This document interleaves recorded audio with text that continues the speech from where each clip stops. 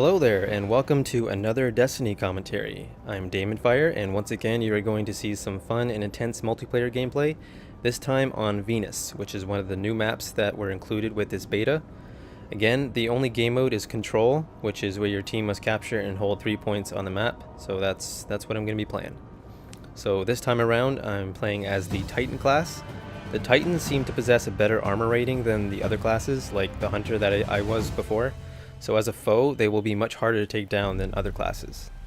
The Titan's super ability is the Fist of Havoc, which is when he jumps into the air and dives into the ground, releasing a powerful wave that blows enemies away.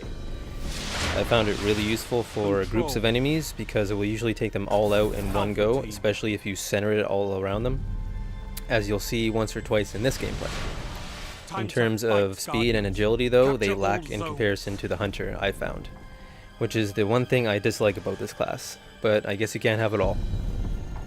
I've also had more time to experiment with different weapons as well as the upgrade system.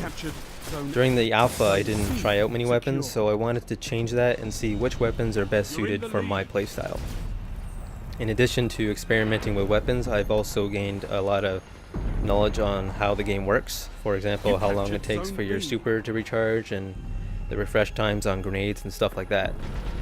So I've actually noticed that the super bar, which is displayed above your weapons on the bottom left there, it recharges over time regardless of what's going on the battlefield. Very slow, but it does charge up, and it charges even faster with every kill you get. And it goes up faster for playing the objective as well. So a kill will get you like a little chunk, and playing the objective, like capturing a point, which is what I'm doing, I'm just capturing points here, you get an even bigger chunk. So on my last video, I also mentioned that the special ammo crates will instantly recharge your grenade ammo. So during this gameplay I was looking for that and I didn't see that this time. So that was either changed in this beta or I could have been wrong before. The special ammo crates only give you ammo for your secondary or special weapon. I do know that they reduced the amount of crates that are scattered throughout the maps because apparently they were too generous with them in the alpha.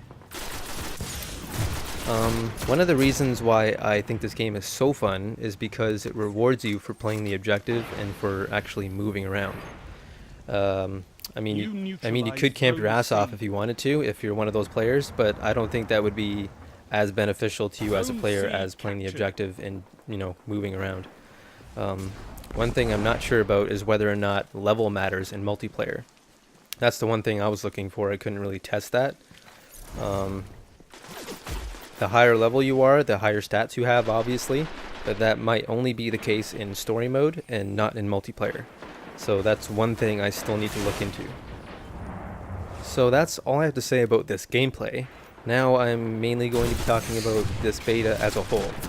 So I want to talk about some of the improvements that the beta brings to the table since the release of the alpha.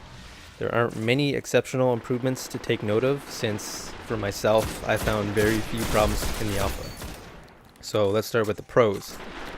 Number one, the most obvious thing to take note of is the additional content that's been added. In the alpha, there wasn't much going on in terms of story missions, and the only other thing to do was play in the Crucible Arena. Not to say those experiences weren't fun, but I didn't expect an abundant amount of content in an alpha anyway. The beta gives us the first 5 story missions and 1 strike mission. You can choose to play the story mission solo, or you can play it with friends. I personally enjoyed the story missions.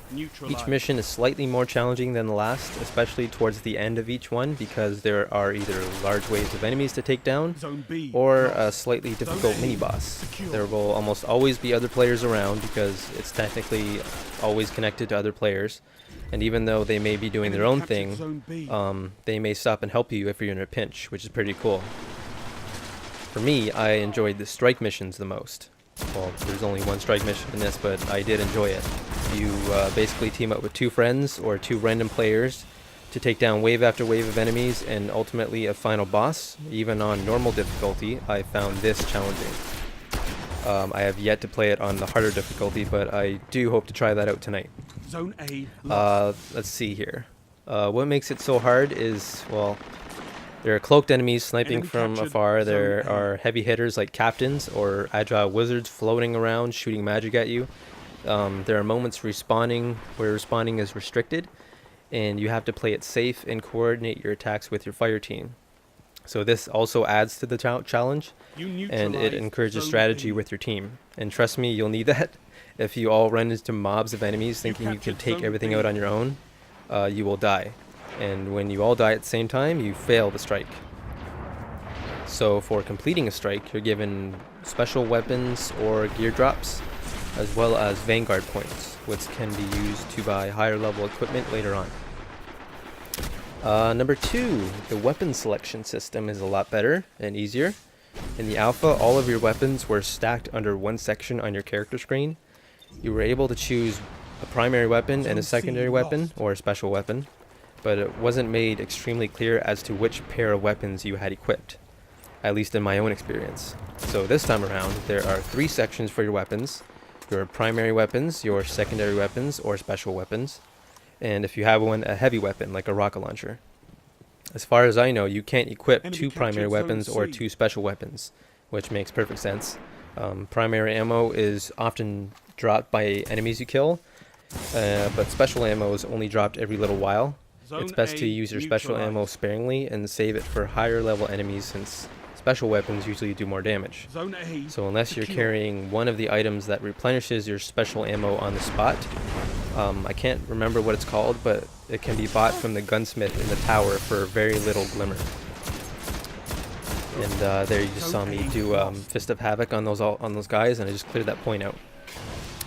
So yeah, back to weapons. The heavy ammo is rarely dropped by enemies, and the heavy ammo is by far the most powerful.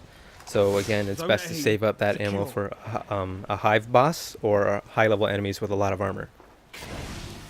So next, the leveling system I am very fond of. Instead of skill points, you're given the option to choose your character upgrades based on your playstyle. So if you like to chuck grenades, like me, you'll be leveling up that attribute quickly, and you'll be given a variety of different perks to go along with that upgrade.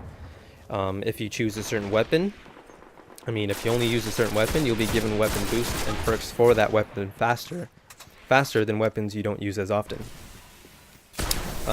Even armor and gear can be upgraded over time, I found. And again, that's for a very small price of glimmer. It's like maybe 25 to 100 glimmer per upgrade, depending on how far you are in the upgrade tree. So that's pretty much all the good I have to say about this beta. The servers are still smooth, and the lag is still non-existent for me, even with my crappy internet, which is saying a lot. So that's a huge plus for me. Connecting with friends and forming fire teams is simple, and it works. It actually works. Every basic function in the game that I expect to work and should work does work. Let's move on to the cons. Not many. I have one negative thing to say about this beta. You're sometimes awarded equipment or weapons that you are unable to use because of the level requirement. The level cap in this beta is 8, and I was awarded equipment that requires levels 9 or 10 or maybe even higher. It's not a huge deal, but it is something that ticked me off a little bit. I don't like being teased, and but I guess it's nice to get a peek of the higher level stuff I'll be able to work for when the full game gets released. Zone B lost. I personally haven't experienced many bugs yet, but perhaps that's because I'm too busy having fun with this game. I know a lot of people are looking for exploits, and I really haven't had the time because I'm too busy having fun. The game has a lot to offer, and I'm perfectly happy with the amount of content this beta provides me with. This is but a small taste of the full game, and that thought alone is what keeps me excited, and that keeps me playing. So that's pretty much all I have to say. I'm going to let this gameplay run out in the background. Thank you for watching, and I hope you enjoyed this commentary.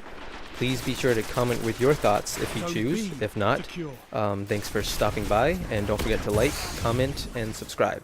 And I'll see you guys later.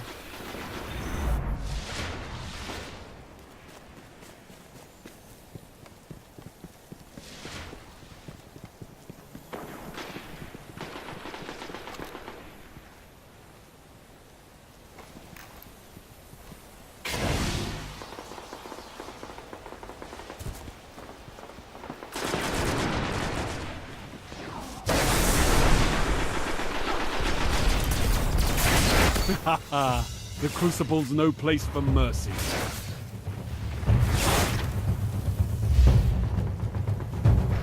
Enemy captured Zone C. Zone A neutralized. Good work, Guardian. Your light is strong.